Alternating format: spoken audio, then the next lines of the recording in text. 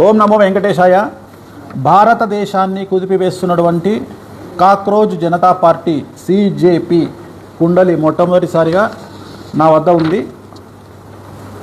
So ఈ కుండలి దీని ద్వారా సిజేపీ పార్టీ యొక్క భవితవ్యం ఎలా ఉండబోతా ఉంది అనేటువంటి విషయాన్ని మనం తెలుసుకునే ప్రయత్నం చేద్దాం.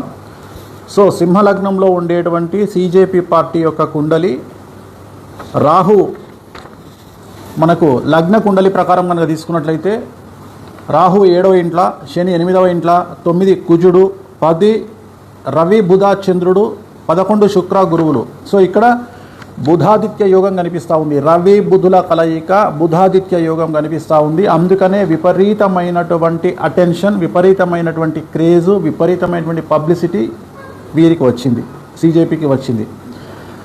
సో కాలసర్ప సహిత పూర్తి సంపూర్ణ కాలసర్ప సహిత రాజయోగంలో కనిపిస్తున్నటువంటి పార్టీ ఇది. సో 2026 అంటే ఈ సంవత్సరం అక్టోబర్ 31 వరకు దశాచిత్రం ప్రకారంగా వీళ్లకు విపరీతమైనటువంటి క్రేజ్ ఉండే అవకాశం ఉంది. సో తదుపరి మరి ఒక రకమైనటువంటి క్రేజ్ వీళ్ళకు వచ్చేటువంటి అవకాశం కనిపిస్తూ ఉంది. ఒకవేళ రాశి చక్రాన్ని కనుక పరిశీలించినట్లయితే ముఖ్యంగా రాశి చక్రంలో 10వ ఇంట్లో రాహు అనేటువంటిది చాలా విపరీత రాజయోగాన్ని సూచిస్తూ ఉన్నాడు.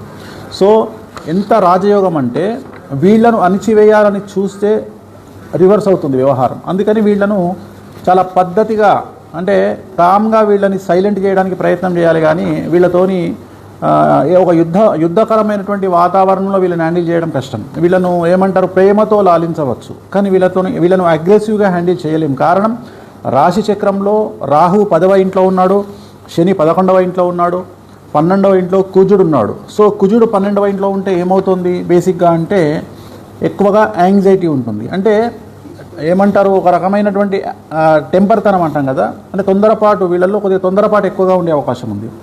సో జాతకరీత్యా కనుక తీసుకున్నట్లయితే ఇప్పుడు వీళ్ళు చేసేటువంటి డిమాండు ధర్మేంద్ర ప్రధాన్ మినిస్టర్ రాజీనామా చేయాలి.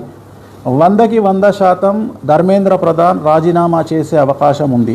నేను ఈ వీడియో పెట్టే సమయానికి ఇంకా కన్ఫామ్ కాలేదు, కేంద్రం ఒప్పుకోలేదు, కానీ నేను చెప్తా ఉన్నా ధర్మేంద్ర ప్రధాన్ రాజీనామా చేసే అవకాశం 100కి 100% ఉంది. కాకపోతే అది ఈ విషయంలో చేస్తారా అంటే నీటు పేపర్ విషయంలో చేస్తారా లేకపోతే వేరే విషయంలో చేయిస్తారా నాకు తెలియదు, కానీ ధర్మేంద్ర ప్రధాన్ గారు ఖచ్చితంగా మినిస్టర్ రాజీనామా చేస్తారు. అలాగే సిజేపీ పార్టీకి సంబంధించిన ముఖ్యులు ఒక 3 తర్వాత సమయంలో కాలంలో జైలుకు వెళ్ళేటువంటి అవకాశాలు కనిపిస్తూ ఉన్నాయి. అలాగే ఈ పార్టీని కనుక తీసుకున్నట్లయితే ఈ సిజేపీ అనేటువంటి వ్యవస్థకు సంబంధించి ధర్మానికి, హిందూ ధర్మానికి, హిందూ శాస్త్రానికి కొద్దిగా వ్యతిరేకమైనటువంటి దిశలో వీళ్ళు వెళ్ళేటువంటి అవకాశం ఉంది.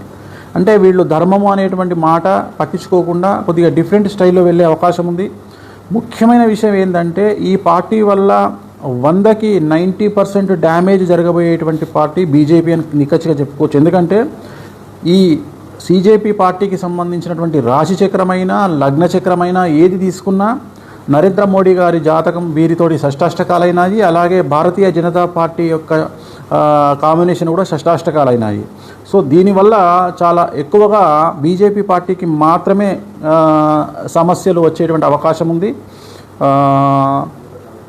సో ఖచ్చితంగా రాబోయే కాలంలో భారతదేశములో ఎవరు ఊహించినటువంటి స్థితికి ఒక పార్టీని గద్దెను ఎక్కించాలన్నా, కేంద్రంలో ఒక పార్టీని గద్దె దించాలన్నా ఖచ్చితంగా సిజేపీ పార్టీ 100కి